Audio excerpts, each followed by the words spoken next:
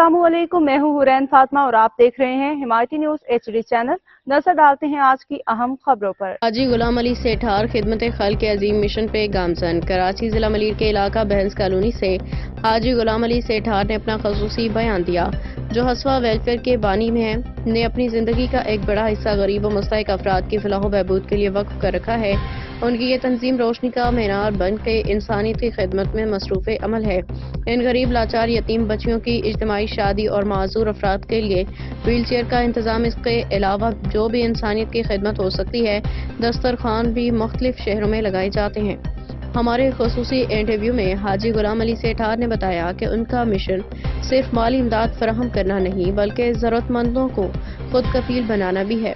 हसवा welfare तालीम, सेहत और दीगर बुनियादी सहूलियात की फराहमी में कलीदी किरदार अदा कर रही है।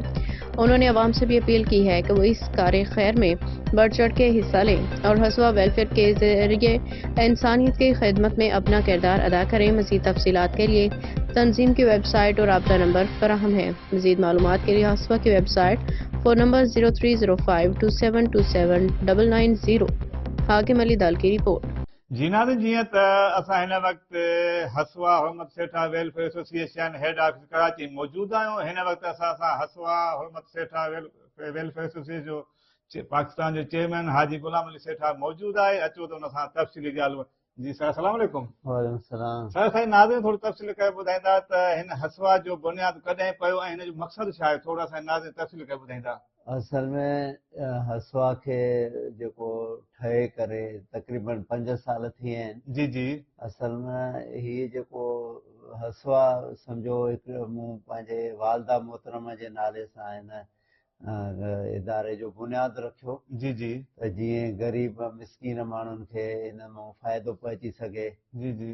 असल में मुंहिंजी वालदा जेका उहा बि माना हिन कम खे माना कंदी हुई। जीअरे हुई त मां नंढो हूंदो हुअमि त ॻोठ वेंदी जी जी। त उन्हनि जे लाइ माना ग़रीब मिसकीन माण्हुनि जे लाइ जेको आहे सो उन्हनि सां ताउन कंदी, मायुनि सां मिलंदी। पोइ मां हिकिड़ो भेरो ॻोठ चक में वियमि, हुते चननि जी शादी हुई त हुते बेवा मायूं कुझु गॾु थियूं। मूंखे चयूं त तव्हांजी अमड़ जेको आहे सो असां ॾे ईंदी, मिलंदी, असांजी हेल्प कंदी, तव्हां जेको आहे सो ईंदा ई न आहियो।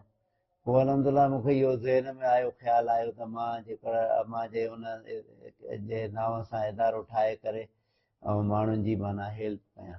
जी, असांजे नाज़रीन थोड़ी तफ़सील ॿुधाईंदा। इहे हसवा हुरमत सेठा वेलफेयर एसोसिएशन सिर्फ़ सिंध ताईं महदूद आहे या पूरे पाकिस्तान में आहे? न, अलहमदिल्ला ही त पूरे पाकिस्तान त छा आहे, इंशाल्लाह असांजा इरादा त पूरी दुनिया ताईं हिन कम खे फैलाइण जा आहिनि।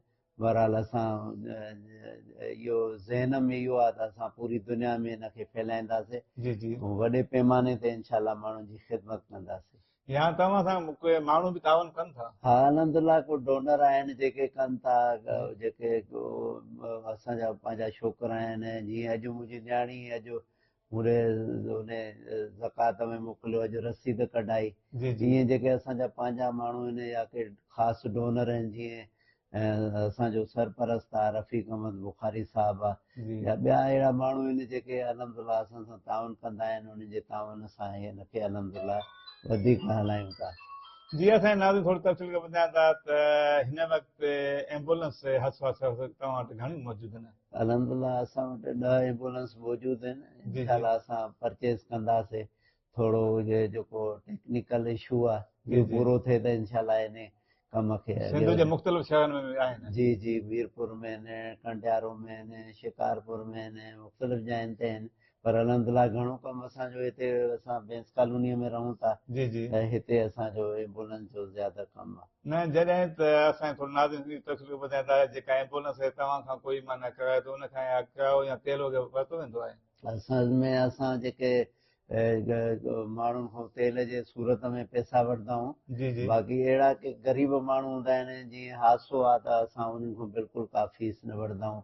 या जीअं को माण्हू बीमार आहे अहिड़ो, या को ग़रीब आहे या मिसकीन आहे, बल्कि असां त हेसि ताईं जो उन्हनि जी अस्पताल ताईं बि हेल्प कंदा आहियूं, कुझु मेडिसिन वठी ॾींदा आहियूं, या कुझु मतिलबु असल में असांजो जेको नियत आहे उहा इहो आहे त असां माण्हुनि खे माना फ़ाइदो ॾियूं। माना मुंहिंजी त दिलि चए थी त असां इहो जेको किरायो आहे जेको तेल जे सूरत में वठूं था जी जी इहो बि न वठूं सही पर छा कयूं माना कमु इलाही वधीक आहे और एतिरो असांखे न हुकूमत जे तरफ़ां न का अहिड़ी असांखे का अहिड़ी डोनेशन मिले थी जंहिंमें असां इन खे माना फ्री कयूं इनशाला अलाह साईं उहो ॾींहुं आंदो त असां इनशाला इहे तेल जा पैसा बि माण्हुनि खां न वठंदासीं असांजी थोड़ी वधीक ॿुधाईंदा त जीअं गरीब नियाणियूं आहिनि उन्हनि खे ॾाज वग़ैरह तव्हां ॾींदा आहियो हा अलहमदुलिल्लाह ॾियाद ॾींदा आहियूं उन्हनि जी माज़ूर माण्हुनि खे व्हील चेयर वग़ैरह इज्तिमाहियूं शादियूं कराईंदा आहियूं माज़ूर माण्हुनि खे व्हील चेयर ॾींदा आहियूं कंहिंखे घर ठाराए ॾींदा आहियूं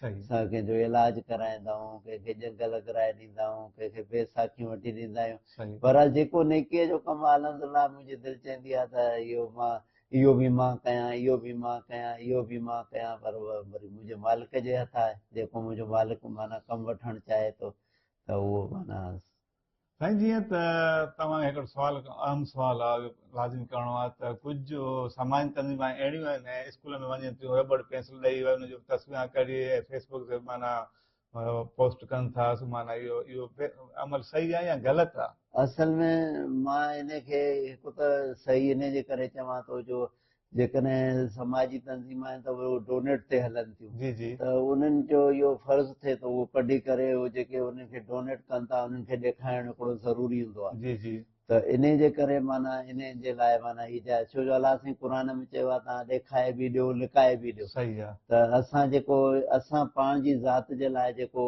माना चऊं था त माना इहो माना कयूं था त माना माण्हुनि खे ॾेखारियूं त माण्हू असांजे वेझो अचनि असां सां तावन जी कनि जी या माण्हू पाण माना माण्हुनि सां सपोर्ट कनि माना जीअं माण्हुनि खे इहो आगाही मिले त हीअ बि नेकीअ जो कमु आहे जीअं असां इहे हसवा शुरू कई त असां अहिड़ा अहिड़ा कम जेके इहे कया त इलाही माण्हुनि असांखे इहे चयो त यार इहे बि ख़ैर जा कम हूंदा आहिनि छा सही असां त रुॻो इहो ई सम्झोसीं त को देगियूं पचाए करे माण्हुनि खे मानी खाराइणी आहे बसि लेकिन जॾहिं अलहमदिल्ला इहे शौर अचे थो हिन सां न ॾेखारण सां जी त माण्हुनि जी दिलि चए थी शौक़ु पैदा थो थिए त असां बि माण्हुनि सां तावन कयूं साईं अॼुकल्ह जा काफ़ी नौजवान दोस्त जेके आहिनि समाज जी बुराइयुनि में आकड़ा पची शराब नोशी ग़लति कमनि में माना मुब्तला आहिनि इन नौजवान लाइ को तव्हां मैसेज ॾियणु चाहियो था असल में असां उन्हनि खे इहो चऊं था त बाबा जेको असां मुस्लमान आहियूं असांखे अलाह साईं पैदा कयो आहे जी इबादत जे लाइ त असां दुनिया